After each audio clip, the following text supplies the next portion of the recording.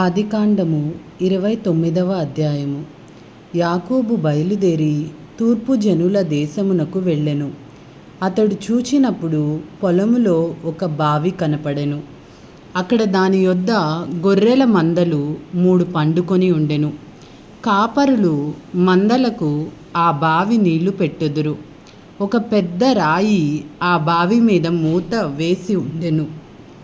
అక్కడికి మందలన్నీ కూడి వచ్చినప్పుడు బావి మీద నుండి ఆ రాతిని పొర్లించి గొర్రెలకు నీళ్లు పెట్టి తిరిగి బావి మీద రాతిని దాని చోట నుంచుదురు. యాకోబు వారిని చూచి, అన్నలారా, మీరెక్కడి వారని అడగగా వారు, మేము హారాను వారమనిరి. అతడు, నాహోరు కుమారుడగు లాబానును మీరెరుగుదురా అని వారిని అడగగా వారు ఎరుగుదమనిరి. మరియు అతడు క్షేమముగా ఉన్నాడా అని అడుగగా వారు క్షేమముగానే ఉన్నాడు, ఇదిగో అతని కుమార్తె అయిన రాహేలు గొర్రెల వెంట వచ్చుచున్నదని చెప్పిరి. అతడు, ఇదిగో ఇంకా చాలా ప్రొద్దు ఉన్నది, పశువులను పోగు చేయు వేళ కాలేదు, గొర్రెలకు నీళ్లు పెట్టి పోయి వాటిని మేపుడని చెప్పగా వారు, మందలన్నీ పోగు కాక మునుపు అది మా వలన కాదు, తరువాత బావి మీద నుండి రాయి పొర్లించుదురు, అప్పుడే మేము గొర్రెలకు నీళ్లు పెట్టుదమనిరి. అతడు వారితో ఇంకా మాట్లాడుచుండగా రాహేలు తన తండ్రి గొర్రెల మందను తోలుకొని వచ్చెను. ఆమె వాటిని మేపునది.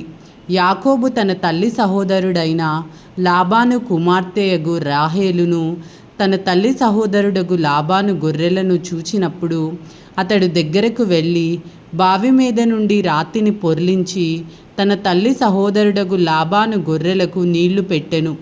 యాకోబు రాహేలును ముద్దు పెట్టుకొని ఎలుగెత్తి ఏడ్చెను. మరియు యాకోబు తాను ఆమె తండ్రి బంధువుడనియు రిబ్కా కుమారుడనియు రాహేలుతో చెప్పినప్పుడు ఆమె పరిగెత్తిపోయి తన తండ్రితో చెప్పెను. లాబాను తన సహోదరి కుమారుడైన యాకోబు సమాచారము వినినప్పుడు అతనిని ఎదుర్కొనుటకు పరిగెత్తుకొని వచ్చి అతనిని కౌగిలించి ముద్దు పెట్టుకొని తన ఇంటికి తోడుకొని పోయెను. అతడు ఈ సంగతులన్నీ లాబానుతో చెప్పెను. అప్పుడు లాబాను, నిజముగా నీవు నా ఎముకయు నా మాంసమునై ఉన్నావు అనెను. అతడు 1 నెల దినములు అతని యొద్ద నివసించిన తరువాత లాబాను, నీవు నా బంధువుడవైనందున ఊరకయే నాకు కొలువు చేసెదవా?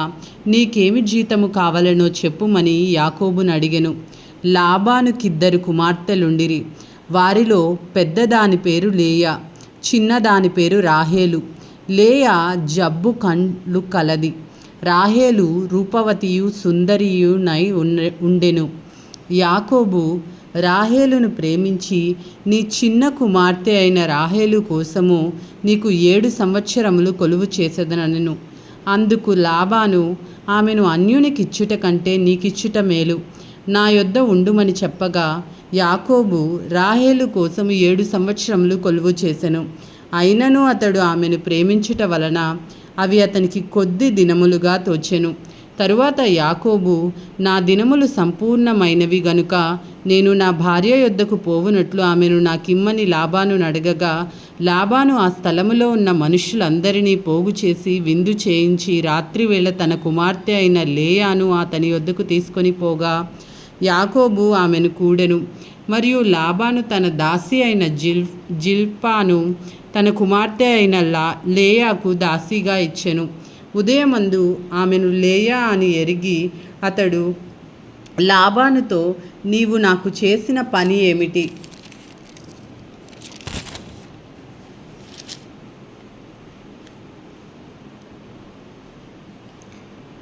రాహేలు కోసమే గదా నీకు కొలువు చేసి తిని, ఎందుకు నన్ను మోసపుచ్చితివనెను. అందుకు లాబాను, పెద్దదానికంటే ముందుగా చిన్నదానినిచ్చుట మా దేశ మర్యాద కాదు. ఈమె యొక్క వారము సంపూర్ణము చేయుము. నీవిక 7 సంవత్సరములు నాకు కొలువు చేసిన ఎడల అందుకై ఆమెను కూడా నీకిచ్చెదమని చెప్పగా యాకోబు అలాగు చేసి ఆమె వారము సంపూర్తి అయిన తరువాత అతడు తన కుమార్తె అయిన రాహేలును అతనికి భార్యగా ఇచ్చెను. మరియు లాబాను తన దాసియగు బిల్హాను తన కుమార్తె అయిన రాహేలుకు దాసిగా ఇచ్చెను. యాకోబు రాహేలును కూడెను. మరియు అతడు లేయా కంటే రాహేలును బహుగా ప్రేమించి అతనికి మరి 7 ఏండ్లు కొలువు చేసెను. లేయా ద్వేషింపబడుట యెహోవా చూచి ఆమె గర్భము తెరిచెను.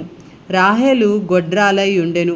లేయా గర్భవతి అయి కుమారుని కని, యెహోవా నా శ్రమను చూచియున్నాడు గనుక నా పెనిమిటి నన్ను ప్రేమించును గదా అనుకొని అతనికి రూబేను అని పేరు పెట్టెను.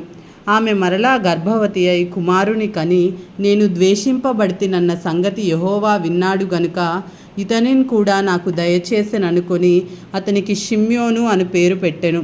ఆమె మరలా గర్భవతి అయి కుమారుని కని, తుదకు ఈసారి నా పెనిమిటి నాతో హత్తుకొని ఉండును, అతనికి 3 కుమారులను కంటిననుకొనెను. అందుచేత అతనికి లేవి అను పేరు పెట్టెను. ఆమె మరలా గర్భవతి అయి కుమారుని కని, ఈసారి యెహోవాను స్తుతించదననుకొని యూదా అను పేరు పెట్టెను. అప్పుడు ఆమెకు కానుపు ఉడిగెను. ఇది ఏలిన వారి వాక్కు. సర్వేశ్వరునికి వందనములు. హల్లెలూయా.